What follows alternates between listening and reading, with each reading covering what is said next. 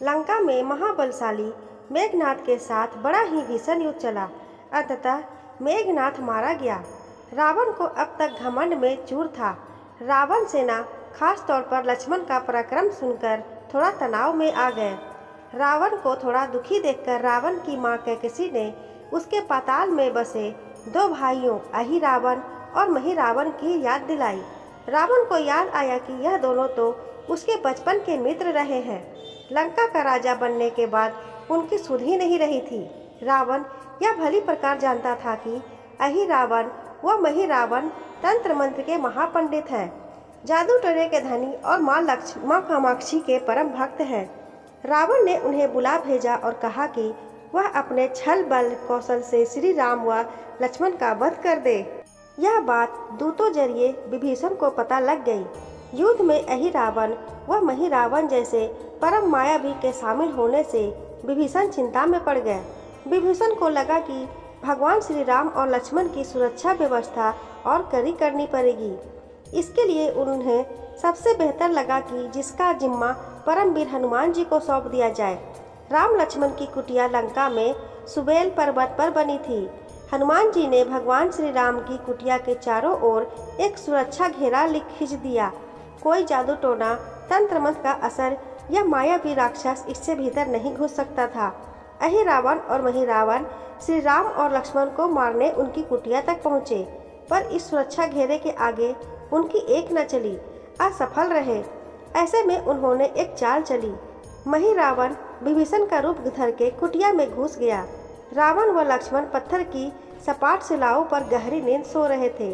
दोनों राक्षसों ने बिना आहट के शीला समेत दोनों भाइयों को उठा लिया और अपने निवास पाताल की ओर चल दिए।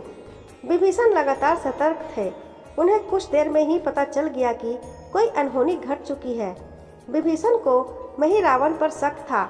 उन्हें राम लक्ष्मण की जान की चिंता सताने लगी। विभीषण ने हनुमान जी को महिरावण के बारे में बताते हुए कहा कि वे उसका पीछा करें। लंका में अपने रूप में घूमना राम भक्त हनुमान के लिए ठीक न था, सो उन्होंने पक्षी का रूप धारण कर लिया और पक्षी का रूप में ही निकुंभला नगर पहुँचे। निकुंभला नगरी में पक्षी रूप धरे हनुमान जी ने कबूतर और कबूतरी को आपस में बतियाते सुना।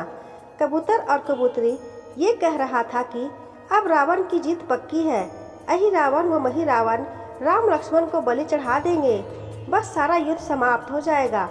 कबूतर की बातों से ही बजरंग बली को पता चली कि दोनों राक्षस राम लक्ष्मण को सोते में ही उठाकर कामाक्षी देवी को बलि चढ़ाने पाताल लोक ले गए हैं। हनुमान जी वायु वेग से रसातल की ओर बढ़े और तुरंत वहां पहुंचे। हनुमान जी को रसातल के प्रवेश द्वार पर एक अद्भुत पहरेदार मिला। इसका आधा शरीर बानर का और आधा मछली का था। उसने हनुमान जी को पाताल में प्रवेश से रोक दिया।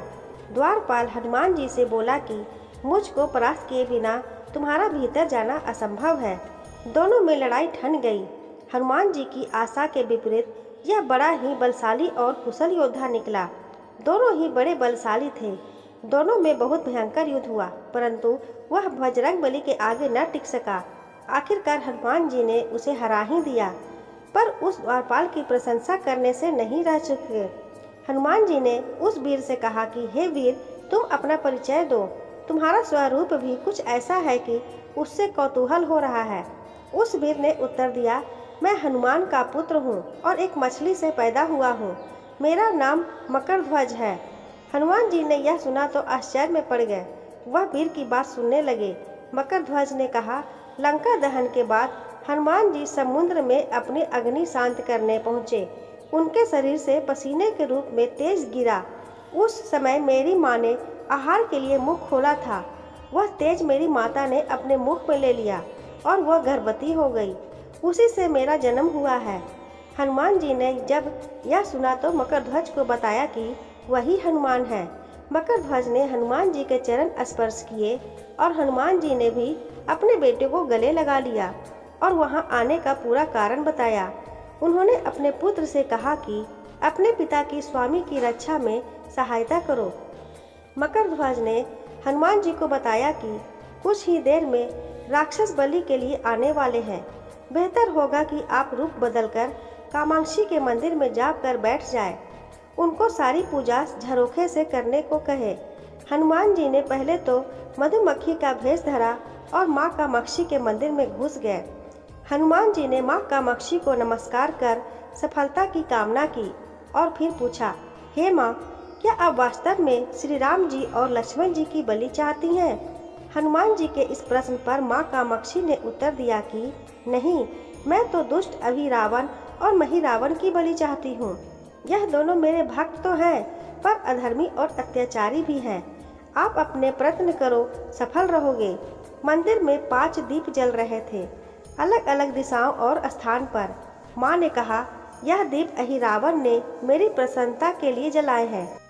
जिस दिन ये एक साथ बुझा दिए जा सकेंगे, उसका अंत सुनिश्चित हो सकेगा। इस बीच गाजे बाजे का शोर सुनाई पड़ने लगा। अहिरावण महिरावण बलि चढ़ाने के लिए आ रहे थे। हनुमान जी ने अब माँ कामाक्षी का रूप धरा। जब अहिरावण और महिरावण मंदिर में प्रवेश करने ही वाले थे कि हनुमान जी का महिला स्वर गूंजा।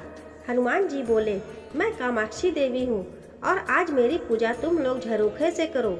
झरोखे से पूजा आरंभ हुई।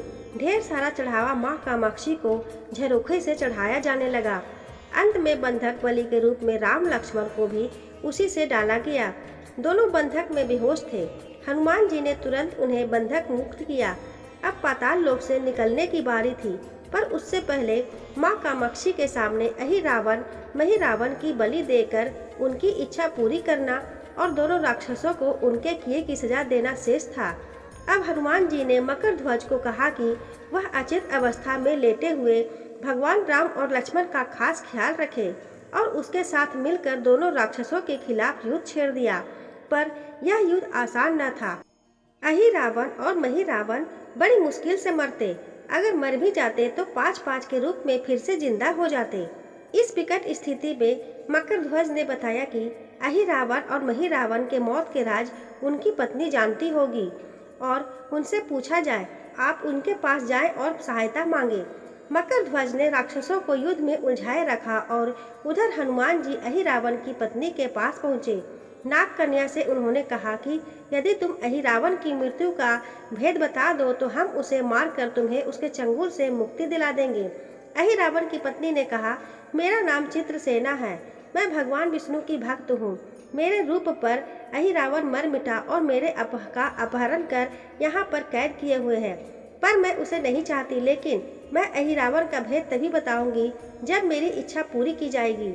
हनुमान जी ने अहिरावण की पत्नी नाग कन्या चित्रसेना से पूछा कि आप अहिरावण की मृत्यु का रहस्य बताने के बदले क्या चाहती हैं? आप मुझसे अपनी शर्त बताएं, मैं उसे जरूर मानूंगा। चित्रसेना ने कहा, दुर्भाग्य से अहिरावण जैसा असुर मुझे हर लाया, इससे मेरा जीवन खराब हो गया। मैं अपने दुर्भाग्य को सौभाग्य में बदलना चाहती हूँ। आप अगर मेरा विवाह श्री राम से कराने का वचन दे दे तो मैं अहिरावण के वध का रहस्य बताऊंगी। हनुमान जी सोच में पड़ गए। भगवान श्री राम तो एक पत्नी निष्ठ है, अपनी धर्म पत्नी सीता को मुक्त कराने के लिए असुरों से युद्ध कर रहे हैं। वह किसी और से विवाह की बात तो कभी नहीं करेंगे। मैं कैसे वचन दे सकता हूँ? फिर सोचने लगे कि यदि समय पर उचित निर्णय न लिया तो स्वामी के प्राण ही संकट में हैं। असमंजस की स्थिति में बेचैन हनुमान जी ने ऐसी राह निकाली कि सांप भी मर जाए और लाठी भी न टूटे। हनुमान जी बोले, तुम्हारी शर्त स्वीकार है, पर हमारी भी एक शर्त है। यह विवाह तभी होगा जब तुम्हारे साथ भगवान राम जिस पलंग पर आसीन होंगे वह सही सलामत रहना चाहिए। यदि वह टूटा तो इसे अपशगुन मानकर वचन से पीछे हट जाऊंगा। जब महाकाय अहिरावण के बैठने से पलंग नहीं टूटता तो भला श्री राम के बैठने से कैसे टूटेगा? यह सोचकर चित्रसेना तैयार हो गई। उसने अहिरावण समेत सभी राक्षसों के अंत का सारा भेद बता दिया। चित्रसेना ने कहा, दोनों राक्षसों के बचपन की बात है। इन दोनों के कुछ शरारती राक्षस मित्रों ने कहीं से एक भ्रामरी को पकड़ लिया। मनोरंजन के लिए वे उसे भ्रामरी को बार बार कांटों से छेद रहे थे। भ्रामरी साधारण भ्रामरी न थी, वह भी बहुत मायावी थी, परंतु किसी कारण वह बस पकड़ी गई। भ्रामरी की पीड़ा सुनकर अहिरावण और महिरावण को दया आ गई और अपने मित्रों से लड़कर उसे छुड़ा लिया। मायावी भ्रामरी का पति भी अपनी पत्नी की पीड़ा सुनकर आया था अपनी पत्नी की मुक्ति से प्रसन्न होकर उस भौरे ने वचन दिया था कि तुम्हारे उपकार का बदला हम सभी भ्रमर जाति मिलकर चुकाएंगे। ये भौरे अधिकतर उसके शयन कक्ष के पास रहते हैं। ये सब बड़ी भारी संख्या में है। दोनों राक्षसों को जब भी मारने का प्रयास हुआ है और ये मरने को हो जाते हैं, तब भ्रमर उनके मुख में एक बूंद अमृत का डाल देते हैं। उस अमृत के कारण ये दोनों राक्षस मरकर भी जिंदा हो जाते हैं। इनके कई कई रूप उसी अमृत के कारण है। इन्हें जितनी बार भी जीवन दिया गया, उसके उतने नए रूप बन गए।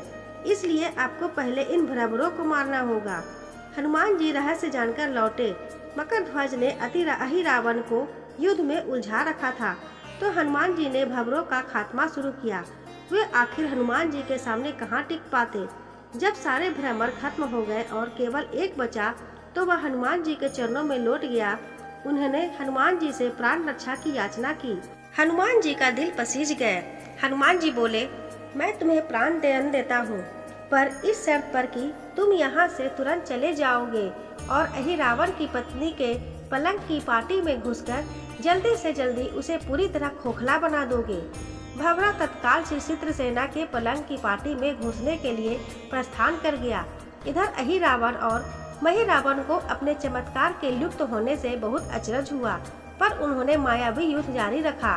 भ्रमरों को हनुमान जी ने समाप्त कर दिया। फिर भी हनुमान जी और मकरध्वज के हाथों अहिरावण और महिरावण का अंत नहीं हो पा रहा था। यह देखकर हनुमान जी कुछ चिंतित हुए। फिर उन्हें कामाक्षी देवी का वचन याद आया। देवी ने बताया था कि अहिरावण की सिद्धि है कि जब पांचों दीपों को एक साथ बुझा देंगे, तभी वह नए नए रूप धारण करने में असमर्थ होंगे और उनका वध हो सकेगा। हनुमान जी ने तत्काल पंचमुखी रूप धारण कर लिया। उत्तर दिशा में वराह मुख, दक्षिण दिशा में नरसिंह रूप, पश्चिम में गरुड़ मुख, आकाश की ओर हयग्रीव मुख एवं पूर्व दिशा में हनुमान मुख। उसके बाद हनुमान जी ने अपने पांचों मुख द्वारा एक साथ पांचों दीपक बुझा दिए। अब उनके बार बार पैदा होने और लंबे समय तक जिंदा रहने की सारी आकांक्षाएं समाप्त हो गई थी। हनुमान जी और मकरध्वज के हाथों शीघ्र ही दोनों राक्षस मारे गए। इसके बाद उन्होंने श्री राम और लक्ष्मण जी की मूर्छा दूर करने के उपाय किए। दोनों भाई होश में आ गए। चित्रसेना भी वहां आ गई थी। हनुमान जी ने कहा, प्रभु, अब आप अहिरावण और महिरावण के छल और बंधन से मुक्त हुए, पर इसके लिए हमें इस नाग कन्या की सहायता लेनी पड़ी थी। अहिरावण इसे बलपूर्वक उठा लाया था। वह आपसे विवाह करना चाहती है। कृपया उससे विवाह कर अपने साथ ले चले, इससे उसे भी मुक्ति मिलेगी। श्री राम हनुमान जी की बात सुनकर चकरा गए। इससे पहले कि वह कुछ कह पाते, हनुमान जी ने कह दिया, भगवान, आप तो मुक्तिदाता है। अहिरावण को मारने का भेद इसी ने बताया है। इसके बिना हम उसे मारकर आपको बचाने में सफल ना हो पाते। कृपा निधान इसे भी मुक्ति मिलनी चाहिए। परंतु आप चिंता न करें, हम सबका जीवन बचाने वाले के प्रति बस इतना कीजिए कि आप बस इस पलंग पर बैठिए, बाकी का काम मैं संपन्न करवाता हूँ। हनुमान जी इतनी तेजी से सारे कार्य करते जा रहे थे कि इससे श्री राम जी और लक्ष्मण जी दोनों चिंता में पड़ गए। वह कोई कदम उठाते कि तब तक हनुमान जी ने भगवान राम की बाँह पकड़ ली। हनुमान जी ने भावावेश में प्रभु श्री राम की बाँह पकड़कर चित्रसेना के उस सजे धजे विशाल पलंग पर बिठा दिया। श्री राम कुछ समझ पाते कि तभी पलंग की खोखली पाटी चरमरा कर टूट गई। पलंग धराशायी हो गया। चित्रसेना भी जमीन पर आ गिरी। हनुमान जी हंस पड़े और फिर चित्रसेना से बोले, अब तुम्हारी शर्त तो पूरी हुई नहीं, इसलिए यह विवाह नहीं हो सकता। तुम मुक्त हो और हम तुम्हें तुम्हारे लोक भेजने का प्रबंध करते हैं। चित्रसेना समझ गई कि उसके साथ छल हुआ है।